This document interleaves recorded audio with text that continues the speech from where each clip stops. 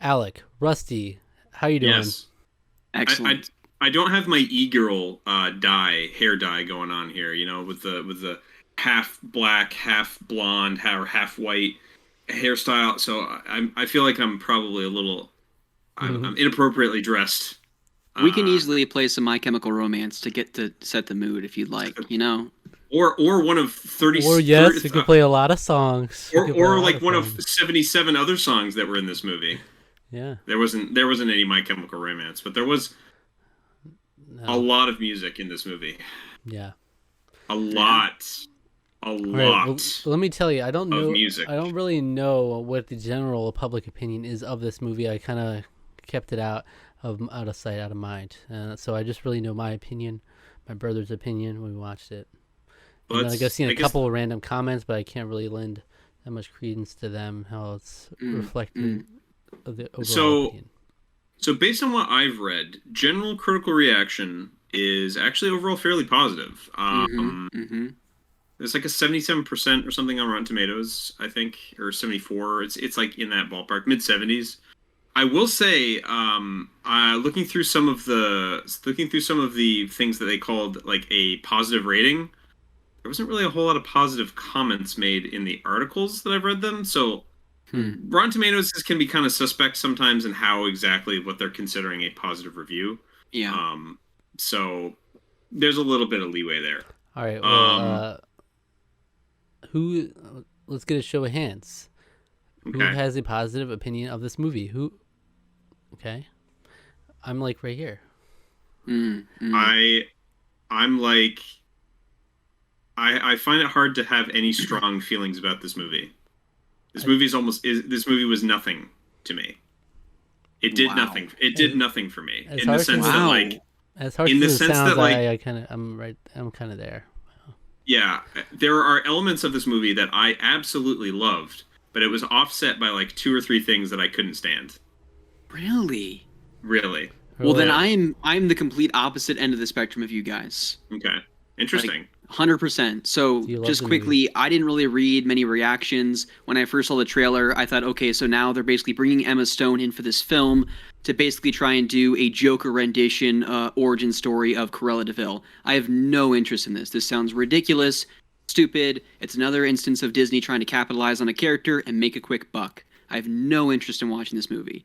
And I still had zero interest in this watching this movie until last week when Zach texted me and said, "Hey, would you be interested in reviewing Cruella de Vil for Tarqaron?" And I said, "I guess." And I just have to figure out if I want to pay a premium price to watch this movie.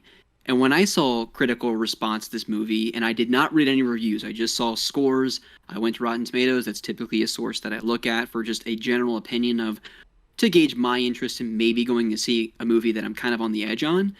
And I saw 75, whatever it was. I'm like, okay, that's kind of wild. And then I saw the audience score was like in the 90s, and I'm like, all right. And then last night I sat down to watch this movie, and I actually loved it. And I don't want to go into all the reasons why right now, but just kind of high level, off the cuff, I was really surprised. And I think a lot of that plays into me going in with zero expectations. I went into this movie already having a reserved opinion of like, I have zero interest in watching this. I don't even know why I'm here. And I think maybe because of that, that played into me like being really wowed and surprised. And it's probably also one of those things that once I have a chance to digest a little bit more, maybe once I watch it again in like 3 to 6 months, I'll be like, oh, that was just okay. But right now, I was really surprised and like thinking, and might sound hyperbolic, but I think this might be one of my top three favorite live action Disney adaptations. Get out of And I here. know Yeah. I, It's I know wild. there's not a lot to pull from. I mean, like, what are we pulling from here? Like the Jungle Book, Beauty and the Beast, The Lion King, Mhm. which I think was really mediocre, Dumbo, the original 101 Dalmatians, those early 2000 movies that were freaking terrible. I mean, there's not a Aladdin. I mean, there's Alice in Wonderland. There's some of them out there, but how many live action adaptation Disney movies before we really get into this review have been great, superb? Let's Mhm. start with great. How many live Two, action Disney adaptation movies have been great? two that I've seen. I would say Cinderella and The Jungle Book were legitimately great. I haven't seen Okay, Cinderella. that's so- fair. I loved both of those movies. Those are great. Those are probably up there for me too. Oh wait, 3. Almost forgot about Lady and the Tramp. You almost got me. No, that's not. Jungle No, get Book, out of here. Beauty and the Beast, Lady and the Tramp. Get out of here. I would say Beauty and the Beast is on the next tier underneath Mhm. that. I think it's fair. It is extremely good. Yes. I think it improves a lot of stuff that like improves. Like some of the story things that they were just kind of like hand waved away because it's just like whatever. You know, that in the original movie they did some interesting like lore and world building which didn't need to happen but it was really cool and I enjoyed. I thought the extra songs were really good.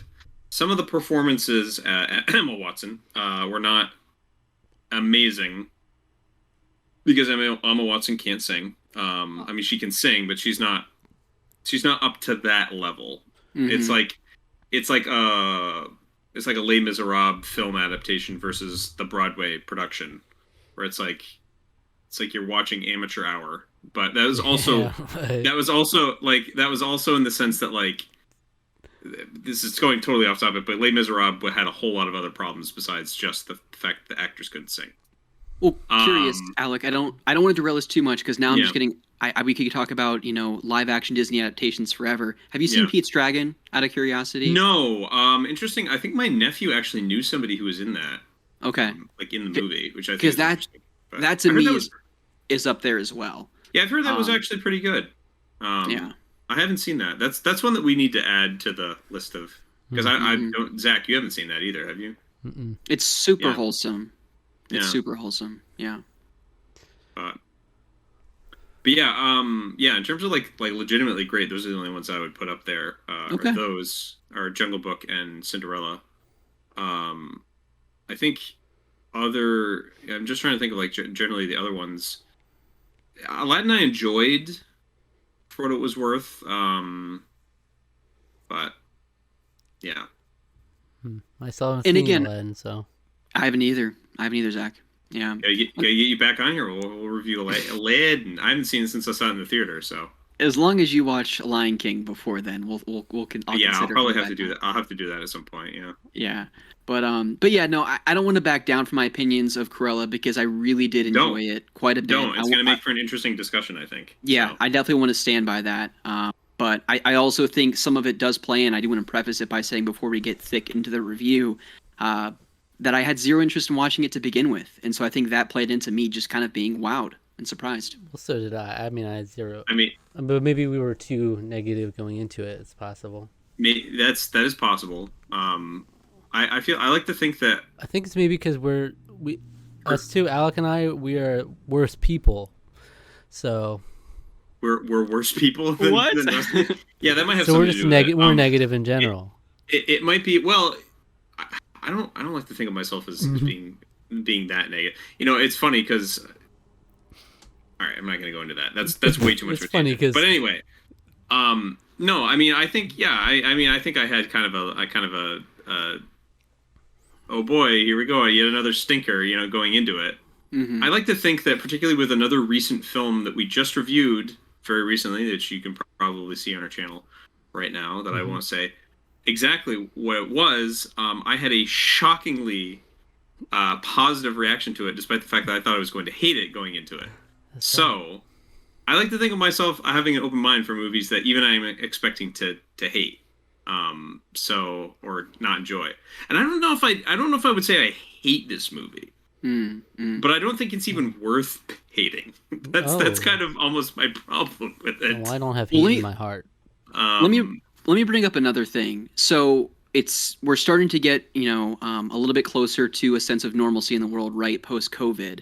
And I know, Zach, you saw this movie in theaters. Alec, did you see this movie in theaters or did you watch it through Disney Plus? I did not. I wish I could have because it would have saved me money, and I don't feel like it was worth spending $30 on this thing.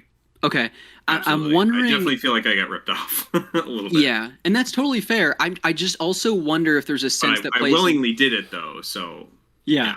Which is totally fine. I'd also wonder if there's a sense that plays into this that I think a lot of movies aren't as great as people have made them out to be over the years because of the theater spectacle, going to the theaters and seeing them.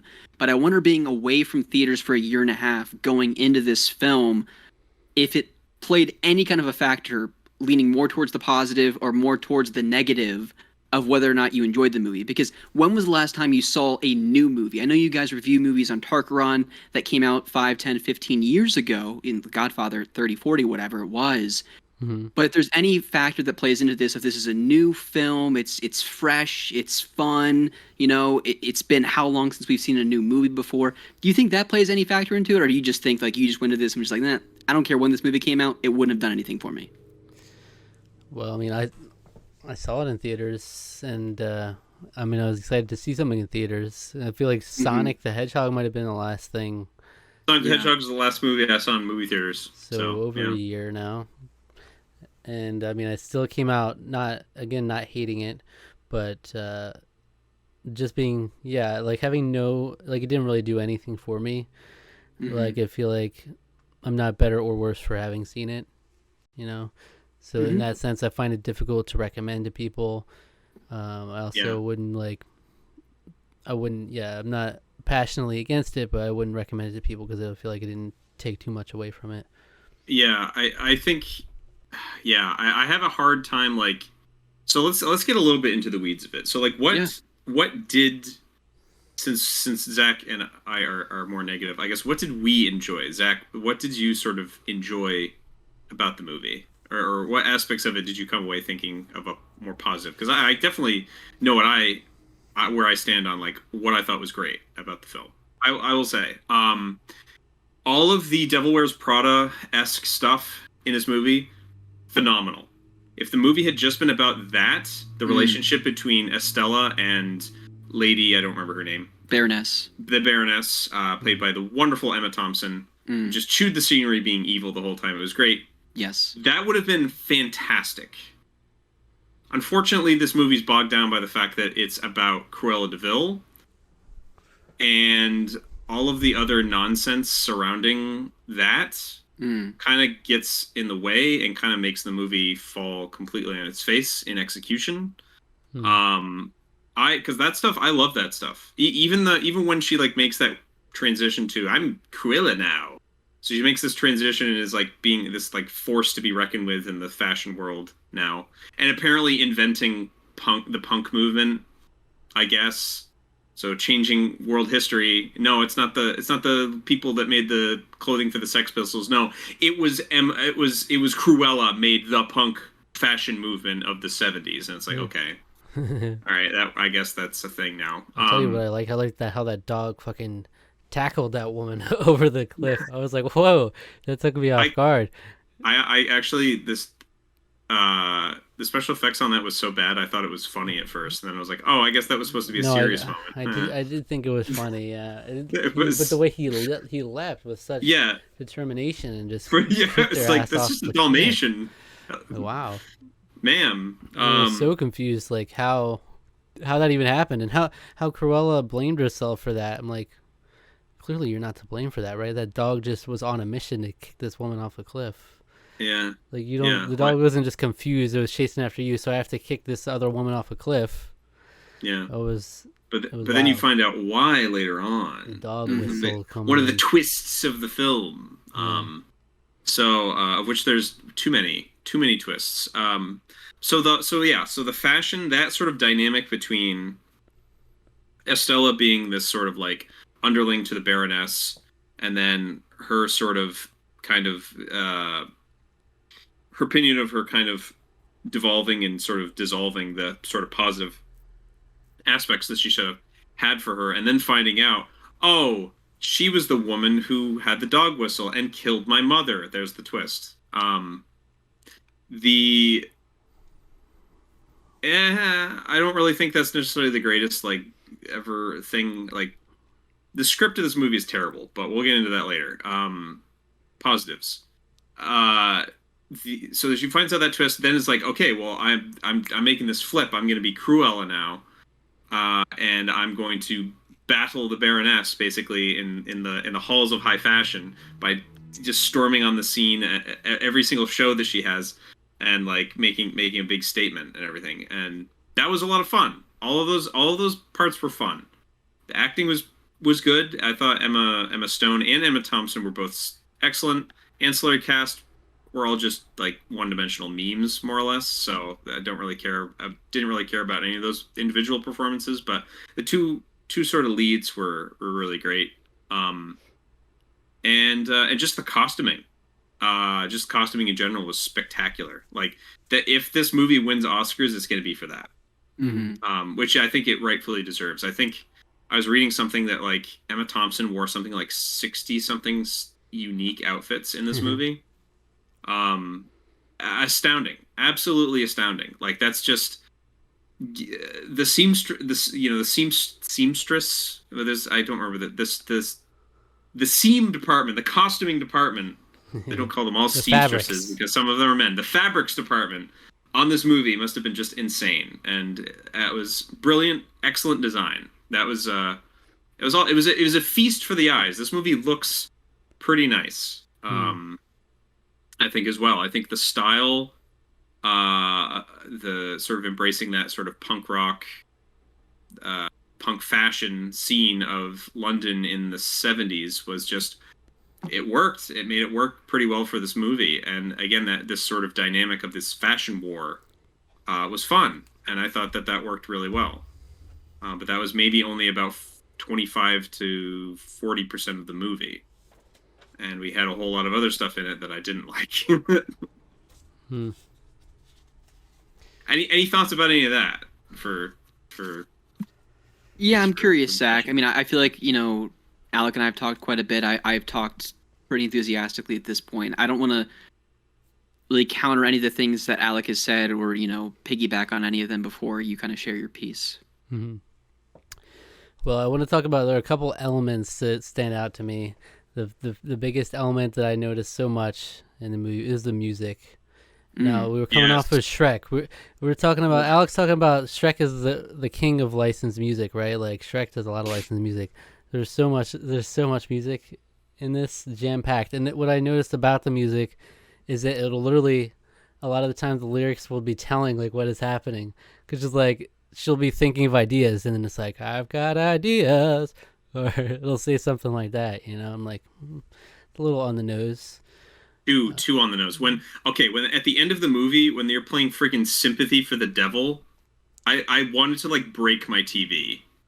I was like, that's like a film student came up with that. That is the most on the nose stupid thing in the whole movie was just that choice. I was like, wow. Mm-hmm. I cannot believe. Yeah, and then it'll play like, as she's like deliberating what to do next, it'll be like, should I stay or should I go now? And then it'll like, I'm like, you're just hearing what's happening. There were over 30 songs in this movie, and I just wanted it to shut up and let us breathe for maybe 20 seconds. Because there were times where it would just go song to song to song to song, like 4 in a row, and it didn't let up. It didn't let the movie breathe. Just calm down for 2 seconds. Let us actually care about the characters. That's what I mean with the script is terrible in this movie, because they're just trying to let the music tell you what's going on. Well, I don't like that. They're clearly like, it's very intentional. Like they wanted the music to be part of the image here and what they were doing. But that's why I thought it was funny when they have like the 5 seconds where like, ha, huh, give it to me. They play like a 5-second clip. They did that a couple of times. There was like 5 seconds of music, and we're like, huh! And then it'll cut back just for like a little gag. Yeah. And they're like, wow. There were a couple moments where it took me by surprise, but it was always interesting because there were so many lyrical songs that there's like, it's very apparent what they're going for. But that's just something my brother said. So maybe it's like the pessimist in me coming out, because my brother said, I don't know if I would have noticed if you didn't point it out. Because I'm with your brother, to be honest with you. Well, I think the difference for me is that you name off these songs: Nina Simone, "Feeling Good," "Stone Cold Crazy" by Queen, "Sympathy for the Devil" by the Stones. David Bowie was in there. I wrote some of them down. Nancy Sinatra, Ike and Tina Turner's cover of Zeppelin's Whole Lotta Love. Like, when you play all of them back, it's like, yeah, this movie was 2 hours and 15 minutes. 2 hours and 15 minutes to overstay its welcome. We can get into that. But, like, there were a lot of songs that played. But for me, and the funny thing is, my wife, Lauren, she got home from work and I was already 25 minutes in the movie because I texted her and I said, "You want to watch this movie?" She said, "No, just start without me." She came home, was making dinner in the kitchen, and some of these songs started playing, and she said, "Pause the movie and play it back 15 minutes." And so she's like, "What happened in the first 10 minutes of the movie?" And I told her, and she's like, "All right, let's watch the rest of the movie together." Because she's heard some of this music, and it just was like, and it was playing, to your point, Alec, it was song after song, and she's like, "Gosh, this is so good. This is getting me invested in what's going on." And she came in, and for the rest of the movie, we were there, and we were just like, "Oh my gosh, I love this song. Oh my gosh, that played so perfectly to complement this scene that was going on."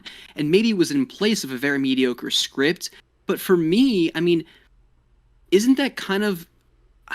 I don't want to belittle what Disney is about, but a lot of what original classic Disney movies was about was telling a very, soft story. It was a very fairy tale thing, and a lot of it was just the music that was kind of talking about or telling what was going on screen. And now I understand we want to iterate, we want to, what's the next evolution of storytelling for Disney in these live action adaptations. These are something that's supposed to be better and build upon the foundation of what that 1961 classic 101 Dalmatians movie told. But I don't know, for me, to your brother's point, Zach, I never felt like, my gosh, can we please just press the mute button and make this music stop? For me, I always felt like it was complimentary to the movie. But that's just me. That's just kind of how I felt. I never felt like it was burdensome or tiresome or really got on my nerves at all. Yeah, got on mine. pretty significantly. There were times where I was like, I wanted to get up on the couch and then just beat my head against the wall to make it stop. Yeah, and I guess I would agree with your point about, letting the movie breathe a little bit more. Once I watch it back, now that I have your points, you and Zach both, which is wild to say because this movie's 2 hours and 15 minutes long. And I'll actually say, honestly, it felt to me like it was double that length. Yeah, and I feel like it was half. I'm the opposite, complete opposite. I thought it was just spinning its wheels for way too long, not doing anything. So, yeah, I don't know. I mean, like, a lot of the music that was on display is all music I love. Like, I love dad rock, which is about like 90% of this was. Your classic rock, everything that you'd hear on the radio, on a rock station. Like, a lot of that stuff is all music I enjoy, but to your point about like Disney movies with the music and remember the music, the difference there is that a lot of that was like made for that movie. It wasn't it wasn't stuff that they were inserting into, and I don't really have a problem with that. Like Baby Driver is an amazing movie, and a lot of that movie is legitimately like it's synced up to the music, the licensed music that Edgar Wright chose for that movie. Guardians of the Galaxy is another thing. The thing with Guardians of the Galaxy though is that there's usually only like 10 songs. Plus, and they don't really overstay the welcome. They tie that back to him literally having a cassette tape that his mom gave him, so it makes sense to have that music play, right? And that's how that works so well. Yep. Yeah, that makes 100%. With this, it's just it was like it was just too in your face with it. I thought it was like it's just I mean, like I said, when you start playing Sympathy for the Devil, like Sympathy for the Deville, it was just like it was just the most eye-rolling thing in the world. Because like, and that was there's another problem I have with the movie is that this was directed by the same person who directed I, Tonya, which was a film that came out a couple of years ago. Some of the performances are pretty lauded in that. But the framing of that story was about, I don't know. Figure skater, right? Yes. I don't know how familiar both of you are with Tonya Harding and her competition with Nancy Kerrigan, who was sort of the American fan favorite. Wholesome competition all around. Yes, by way of Tanya Harding's thug boyfriend went and clubbed Nancy Kerrigan to make her so that she couldn't compete. Oh. It frames that whole story as, well, Tanya Harding was just a victim. She's just a victim of her mother. Mm-hmm. It's like her mother just had all this pressure and all these expectations, and she just cracked. Yeah. Seeing this movie with that frame of mind, you can see exactly that's the angle that the director's going for here too. Mm-hmm. First of all, I haven't seen I, Tonya, so I can't speak the performances. I personally, I kind of despise and think it's despicable that we're making Tanya Harding into some kind of hero when she literally had her boy hired people to assault somebody, and then they were just raising them up on a pedestal. I just think that's despicable personally. But I think framing this story in terms of that, it kind of takes the bite out of Cruella as a character. Like Cruella de Vil, first of all, 101 Dalmatians isn't even that good of a Disney movie, but Cruella de Vil is like just out and out wicked person. Like she's like, I'm gonna kill dogs to get this beautiful coat because she's like this big fashionista. Now you do whatever I want, and I'm gonna cover it up, and haha, it's her big devious plan. She's just wicked. And you do not get a sense of that at all. There's no to me, there is no consistent carryover from who we see Cruella at the end of this movie, who she is, and versus who she is in the 101 Dalmatians. Yeah. Why? Like what? She likes dogs. They established that in the first 15 minutes of the movie. She likes dogs. It's like, oh, the Dalmatians killed her family. Well, she adopted a dog. Don't worry, PETA. Like, she doesn't hate dogs. She won't kill them. She's just gonna pretend to kill them. Right? It's like, well, it's almost like they established an alternate Cruella or something here, because it's like, yeah, they had to be aware that they weren't going that direction, because they even they pointed at it when they were like, when Emma Thompson was like, yeah, she made a coat out of my Dalmatians. Yeah, but she killed my Dalmatians. She killed my dogs. Yeah, and then she actually didn't.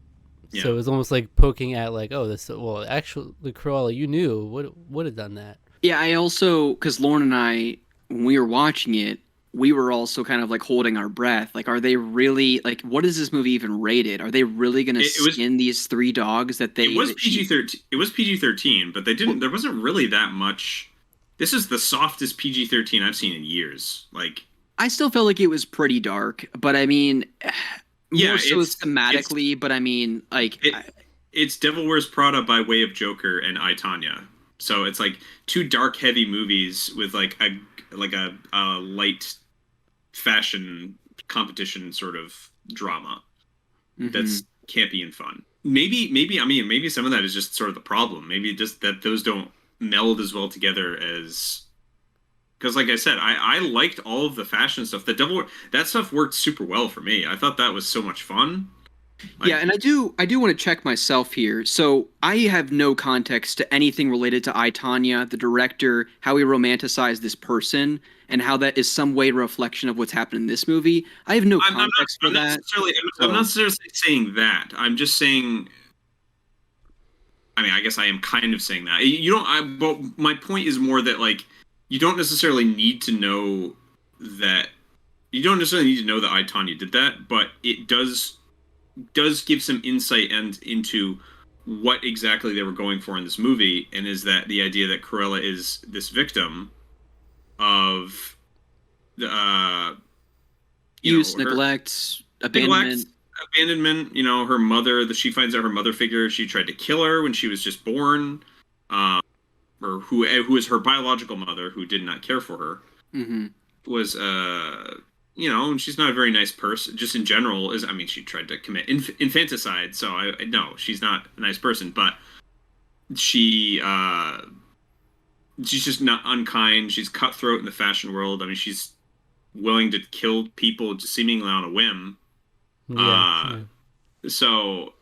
Yeah, I mean, so like that angle is interesting, but it weirdly takes away any bite that Cruella herself would have.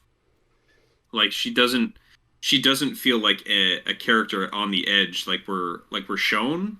it doesn't like it almost feels like the movie's telling us, yeah, she's wicked, she's on the edge and evil, but like when you almost feel like she's gonna take that turn, she just doesn't.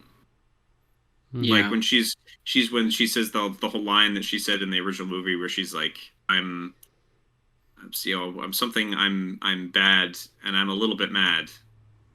And it's like, but you so that was the moment I was like, oh, maybe this is where we're gonna see like evil Cruella come out, and then that just didn't happen. Mm-hmm. She was just like same. If anything, she was like more wholesome again after that, which was like weird. But maybe that's what they were going for too, because I mean, I think part of the story, the origin tale for her, and what they end up doing with Cruella too, if that's even a thing, is to tell a little bit of a different story than what we assumed Corella's backstory was maybe when we watched the 101 Dalmatians, that she's just the epitome of evil. She's Michael Myers. There's no describing why or where or how she became like this. She just is. She's the embodiment of evil. Well, that's what we got. That's her mother. That's what we get with her mother. Yeah, and so much. Cruella is... And her mother's the most interesting character in the movie, even though she's one-dimensional as hell. Just because it's more just because of the performance, not that the character herself is all that interesting, but like Emma Thompson is just like she'd probably read a freaking telephone book and it'd be interesting. Yeah, she really is a lot more like Cruella than Cruella is, huh? Like, yeah, and I think that a lot of that though is I think that's purposeful. I think that's deliberate in the direction of the movie. I if I had to believe, I think that's part of what the director was going for, right, wrong, or indifferent. But so does that so there is a lead in, maybe getting ahead of ourselves a little bit. There is a lead into a possible sequel here where Perdita and Pongo get gifted to the same people they get gifted to at the beginning of 101 Dalmatians. Before we get the into people that that have them, I guess they weren't gifted to them that way, but at any point in the film, I'm not sure how it sounds like, Alec, you're not a big fan of 101 Dalmatians because you said it's fine. Not that good of a Disney movie. It's.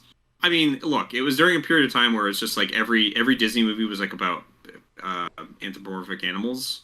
Yeah, and which is like, it's fine. I mean, it's an enjoyable movie. I like it. I don't hold it on a very high tier of Disney films. But you've seen it. You've seen it a couple times, probably. Yeah, I've seen it a couple times when I was growing up, and I enjoyed it. It was fun. It's a fun movie.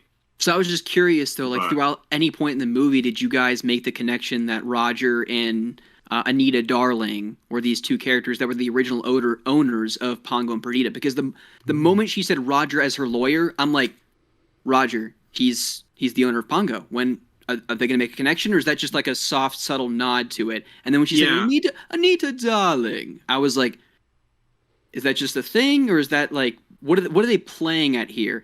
Yeah. And then by the end of the film, I never was waiting for that moment. And then when the mid-credits thing happened, that's when Lauren and I were like, oh my gosh, when they wrapped it all and brought it back together.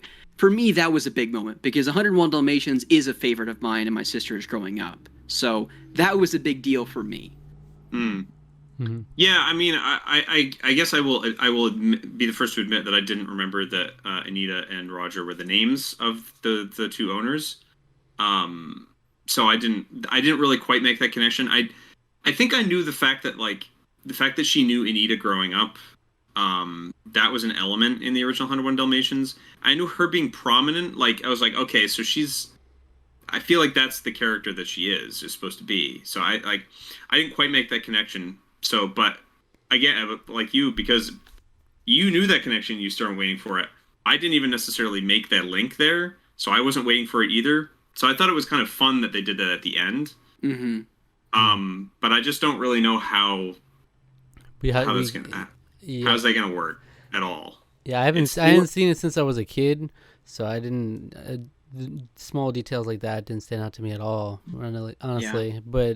But thinking about as a tease at the end, like I could see that as a little nod to it, but I really don't see how that could lead into the second one. Like, how do we go from there?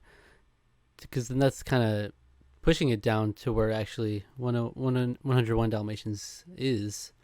So I don't know how these two characters end up being so like the adversary of Cruella as she is now, and like as a woman who hasn't shown a pure hatred, like willing to kill dogs and everything. So I don't know how we can lead into a Cruella 2 with that in mind. I don't know. And that's the thing, right? So my brother-in-law, Ryan, because we share a Disney Plus account, I said, yo, you need to watch this movie because, again, I loved it. And he watched it and he really liked it. And then I said, what did you think of the end credits scene? And he's like, oh, I need to replay it because I didn't even watch the credits. I just exited out. And then he watched it and was like, oh, that's cool. I think that was the song that played in the original movie, right? And I was like, well, yeah, well, didn't you make the connection that Roger and Anita Darling were the two owners of the dogs in the original movie? And he's like, wasn't Pongo the name of the owner of the dog? And I was just like, my mind was just like, come on. Like, but you guys are making perfect points. Like, most people would never make that connection. So the end scene, it's like, oh, that's kind of neat, Cruella de Vil. That's a fun song. But few people are actually going to make the connection of waiting the whole movie to, like, where are we going to tie this together to how this is going to translate to Cruella becoming the real villain of this film. And so then it begs the question, does Cruella then go off the deep end in the next movie? Because the whole film, Jasper, one of the henchmen, keeps saying, I like Estella. I'm not okay with Cruella. You need to go back to that. And she keeps saying, well, this is who I am now. This is who I am now. But to your point, Alec, she never really goes off the deep end. She always kind of slides back into Estella, and she never really becomes the villain. The Baroness is always the real Cruella de Vil that we're led to believe, or at least we know from the original Disney film. So is it paving the way and setting the scene in Cruella 2, whether it's called Cruella de Vil or whatever they end up calling it, if we're led to believe there's a sequel, that she really does slip into the true villain? This is something that I actually just found out on a whim. There was some comment that I don't know if it was Emma Stone made it or what, but it was like, I think the idea is if they're making a second one, they're going to do it like in the style of Godfather Part 2, where it's going to be part prequel and part sequel. I don't really know how you do that exactly, but I mean that's very ambitious, and particularly for a movie of this caliber, of which it holds absolutely no candle to a movie of that caliber. No. Well, yeah, thinking about it now, I mean, like, she ultimately in the end, all she really became was Cruella, who was just kind of like a dick to her friends for no good reason, you know, like. Yeah. Okay, so that's another thing. Why did Jasper and remind me of the other ones. Horace. Throughout like half the movie, I'm like, why are they even listening to her? Why are they doing what she says? They did. It's like, oh, because the script says that that's what they're supposed to do. That's like what it felt like to me. It's like, they're just going along with it like because at one whatever. point they showed like, oh, she played the family card again. So it's like, that was towards the end. There, I could sort of kind of buy it, but like, she didn't really give them much of a reason. And I agree with you. That's certainly a plot hole. But I think there's also 10 years of experience, them bonding over being orphans. We don't really know Horace and Jasper's backstory, but we know Estella's, and we know that she was, for all intents and purposes at that point when she met them, her mother had died, she was abandoned, she didn't have anyone to bond with, and she bonded with Jasper and Horace because they too were orphans, and they had an abandoned house that they could live in for 10 years. They were 19th century orphans living in like 1960. Yeah, it was great. Yeah, they literally that was like, when I saw that, I was like, what? Yeah, it was like, what movie are we in right now? Like, this felt like we were in like Oliver Twist all of a sudden. Like, even with the clothing they were wearing. Yeah, for sure. Like, what is happening? And then it was like, oh, now we're in the 70s. Okay. Mm-hmm. It's the 70s. Honestly, thinking about it, I honestly think that if they do make a Cruella 2 where she does go off the deep end, I might be more here for this movie, because this seems like almost a standalone Joker-esque thing where it's like you're supposed to amount to Cruella de Vil. But if like she really goes into Cruella in the next movie, I might be more for this, because it'll actually. That's a lot of my thing here, is I feel like they're building up to that. And I think that's why for this movie works in many ways, because, again, I was waiting for them to tie in Roger and Anita Darling, and then it's like, okay, so now we have Pongo and Perdita, so in the next movie, those two puppies are now going to be adult dogs. They're going to meet in the park. They're going to get tied up. They're going to play the whole introduction scene that they played in the 101 Dalmatians cartoon. And then for whatever reason, Corella's going to go off the deep end. She's going to still loop in Horace and Jasper for whatever reason, because now they have this loyalty to her. And then at that point, maybe they bring in like the legitimate skinning of puppies because she's nuts. maybe I don't think Disney's ever going to do that. I don't think they've got the balls to do that. I really Probably don't. not, but I think they could find. They're not going to touch that. I don't. They could find a roundabout. You're right. You're 100% right. But they could find a roundabout way for her still being a legitimate villain. Yeah, they picked I don't know. They decided to make a movie on a character that is known for killing dogs, so they're willing to go at least. That's her thing. That is the only thing that people really remember about, and she's legitimately scary in the original movie. That's what I'm saying. So Disney at least was willing to go for a character like that. So maybe they would do something. Yep. I mean, I think maybe it would be interesting if in Cruella 2 you start where she's like full blown Cruella, and then maybe that's the prequel thing they're talking about. Maybe it's like you start out and she's like killing dogs in the beginning of the movie. She's like doing crazy stuff, and then it's like you might be wondering how I got here. Yeah, exactly. And then maybe you kind of build on that as it goes. It could be something there. Maybe. Yeah. Well, I mean, to me, it was the same problem I had with Solo. Was that like we don't need to know this story? Well, you don't. It's not necessarily that you don't need to know the story. It's more. This isn't the Han Solo that we see at the beginning of A New Hope. So, what was the point of this movie? Yeah, very fair. Yeah, for me, there's no. It doesn't. This movie doesn't do anything for me. But I think if there were to be a second one that's done well, then it could boost this in hindsight. I don't. So I saw there was statistics for the amount of households that have seen this movie. It's like I think like 40% of the returns that were on Mulan. I don't think this movie's doing especially well. Because I think Mulan was even, which I think Mulan was a hard sell for a lot of people too. So I think that, yeah, I mean, it's definitely a niche movie, and I mean, I think with theaters opening back up, there might be opportunity for it to make money. I I don't know if I haven't really looked into that. I don't. Again, I didn't really care so much about this movie, so I don't know if I really. If they build into a sequel, I think that's great. I just don't. I just can't find myself to really care about this movie just because, like, again, I think that the script was so weak and underdeveloped that, like, I just didn't care about anything that was going on. There was just these twists that happened. So you find out that Cruella's it's her mother, and I was like, okay, that's kind of interesting. But then they pulled like two other twists where it was like, oh, well, her mother's actually her real mother is the Baroness, and her actual mother like died, and then there was like, and then so like, oh, and she's the heir to the Baroness, and like all this stuff, and it was just like, I just don't. It was too convoluted. I couldn't find myself liking any of the characters really. Like, the performances were good, but like. There just wasn't enough of I didn't feel enough of a bond. We're more told the bond, or like led to be implied the bond between Horace and Jasper and what's the angle? Estella, rather than what? It's the angle. What's the angle? What's the angle? Also, I couldn't. This is a totally side thing, but like I couldn't stop seeing him as my least favorite character in Cobra Kai season 2. So that was hard to get over at first for me. But I don't know. I just the story just didn't do it for me, because like it didn't have enough teeth, and then it's like tries to play this family angle, and then it tries to like be like, well, she's a victim, but like I didn't feel any of those things were built upon especially well. It's more like we were just sort of like, this is the way. This is her. This is how she is, and it's like you're just kind of stuff just happens, and you're just kind of expected to just accept it and like forget about what had happened before and just like go on to the next scene. And that's sort of like the frustrating thing about, like, I feel like a lot of these movie scripts are written these days, where it's like not like.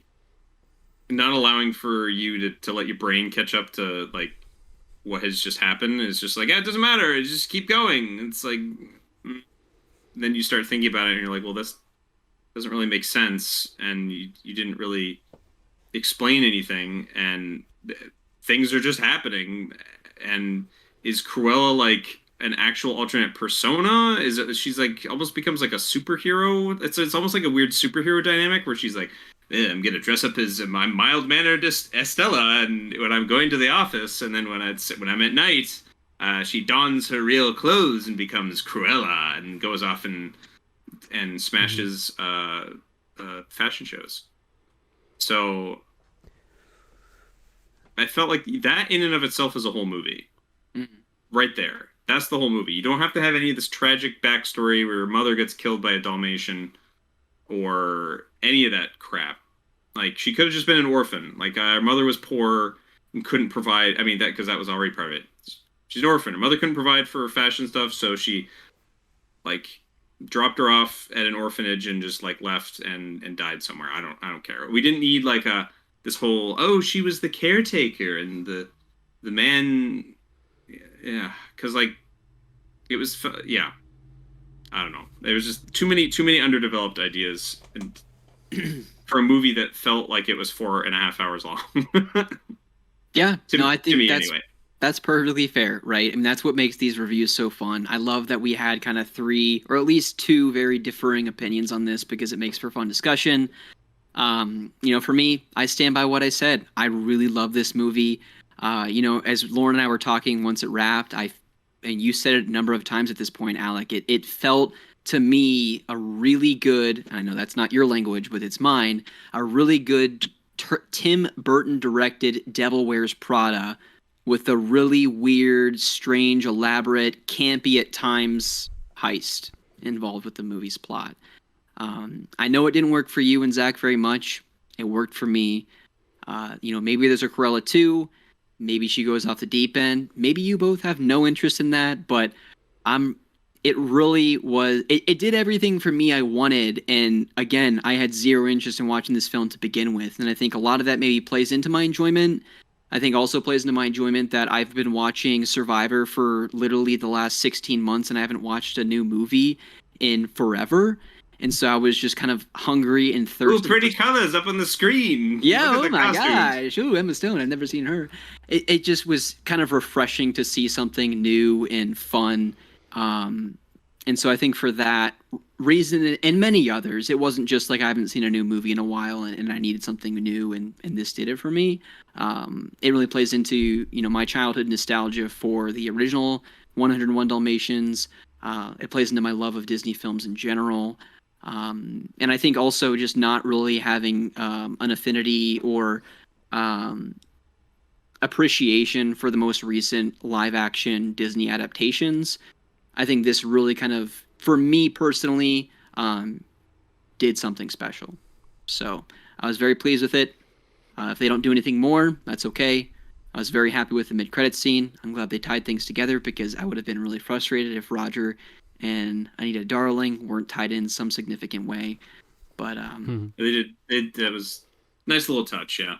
I was happy with it. Well, but Zach, how you feeling, man? If nothing else, I feel like I'm glad this movie is very stylistically is really was trying something cool, at least, set itself apart.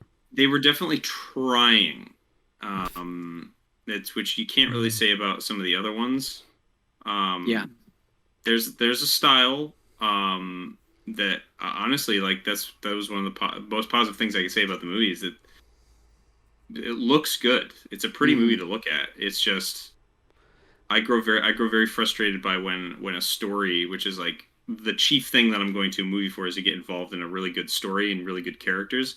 And when I found pretty much none of that, other than some fun stuff in the middle with the dynamics between Cruella and the Baroness, not a whole lot else going on there. So that's frustrating for me because it's like I love script sparse or like story sparse, visually impressive movies.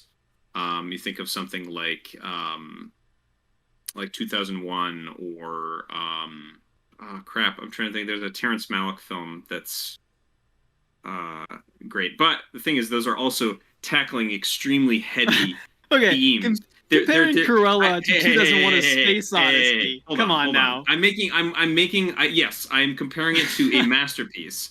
But the thing is, that's just it's hyperbole. but it's to make a point that like you need that you can't, this movie is not that. Therefore, you need to have a script that is good and not light on genuine content. That's the point I'm trying to make. If you're not Terrence Malick or Stanley Kubrick, like you can't be doing that. If Cruella 2 is in Shawshank Redemption, you might as well not even try. You know? Oh my gosh, get out of here. I mean, yeah. At this point, what are you doing with your life? Well, I also, the problem for me comes down to I don't find Cruella as a character to be very interesting. I think that might be the problem with the movie in general. Yeah, could be, like I don't really connect with the character. In the like Joker, I found much more effective, and they try to do very similar things to where it's like, it's called Cruella, it's called Joker, but it's really about Estella leading up to that, and it's about Arthur leading up to that. But I think it's just a little more effective with Joker. Yeah, like great it's a lot more comparison. believable to get up to that point. Yeah. Whereas, that's what they were going for too. Yeah. But like I said, it's like you got to Cruella, and it's just like, well, she's kind of rude to her friends. I don't like her very much. I don't like that. Joker is unapologetically, he'll just shoot a guy. It's like, and he'll laugh about it. So you can, it's I would like to see a Cruella 2. That might redeem this for me a bit, like Cruella 2, where she is really far gone, but maybe give me 90 minutes, like this movie should have been. Yeah.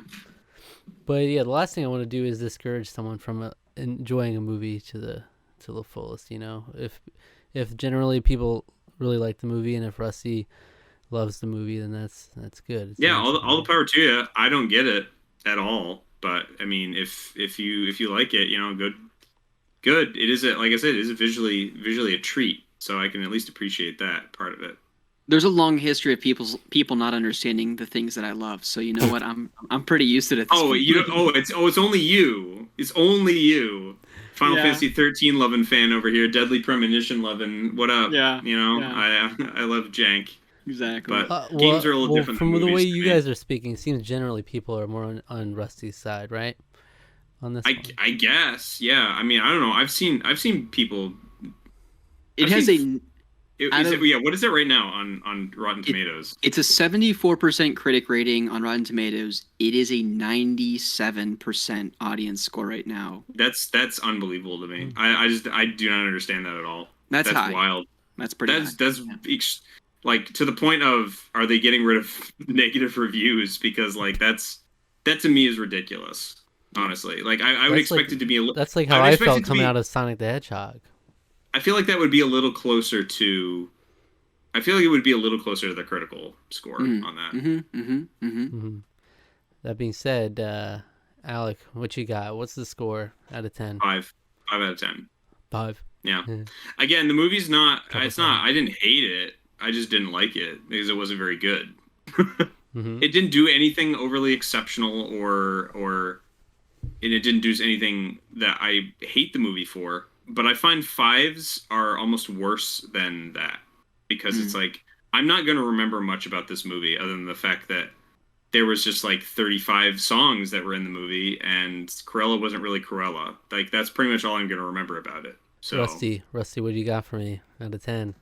I think I have to bring us home. What about you, Zach? I think you need to go first. No, I want to see. I feel like it's too expected to just go up. So I'm like, let's do the bottom, let's do the top. I feel like I'm in the middle. I'll get a calculator here though. No, I already have one. I've already added. I've already added your score. I'm coming in at a solid 8.5. Okay, 8.5. I think I'm at 6. I think I'm at a 6. The only thing I'm thinking about is that I think I gave Mulan a 6.5, which is the real tragedy here. But if I could, I think Mulan is way better than this movie. If I could take the 6.5, I feel like Mulan's at a 6. I feel like they're around the same level for me. So Mulan was not very good. I'd probably bring it lower than I brought it now too. But well, that brings the Tarqaron score to a solid, very solid, might I add, 6.5. 6.5 out of 10. Right. So I mean, I guess I have to live with that, so I'll live with that. I can live with that. Live and let die. That's interesting. Okay, Shrek 3. Shrek the Third. Shrek the Third. Watch your mouth. So where does that put it in the grand scheme of things? I'm trying to think of. I mean, that's Mulan's probably higher, unfortunately, but trying to think where we came in at with Lady and the Tramp. Come on, Alec. This is better than Lady and the Tramp, right? No, it's not. I'd say, yeah, I'd say Lady and the Tramp is better than this. Stop it. oh wait, so now you're I jumping think on the this hate movie- bandwagon for No, Lady I and the think- Tramp, I so think- that I think this Rusty. movie was more. I think this movie was more ambitious than Lady and the Tramp. Rusty, you don't need I to don't bring think Lady it- and the I Tramp don't down think to it bring this movie succeeded. up. Yeah, that's fair. Good You point, gotta Zach. stand by, Thank you. stand by your lady. Stand by Stand- those CGI Yes. dogs. Or not, because that movie was not Better good dog, either. better dog movie. Better dog movie. Oh, also another thing, the special effects in this movie were so bad. All right, When we don't they need. weren't oh no hold on, when they weren't doing when they didn't have practical effects, which were beautiful. All those practical effects, like the stage performances, the friggin' the one where they come out, the dumpster truck one, that was awesome. Yep. The dump truck, but also the one where she comes out in like the dog, like the Dalmatian stuff. That whole show was like spectacular. Mm-hmm. Also, I guess Horace can just play the electric guitar now for some reason. Jimi Hendrix, let's go. The friggin' the final like scene where she like dies, she frames her death or whatever. That was like, they shouldn't have even shown that. Like of her going down and like landing in the water. It looked like a PS2 game. It was terrible.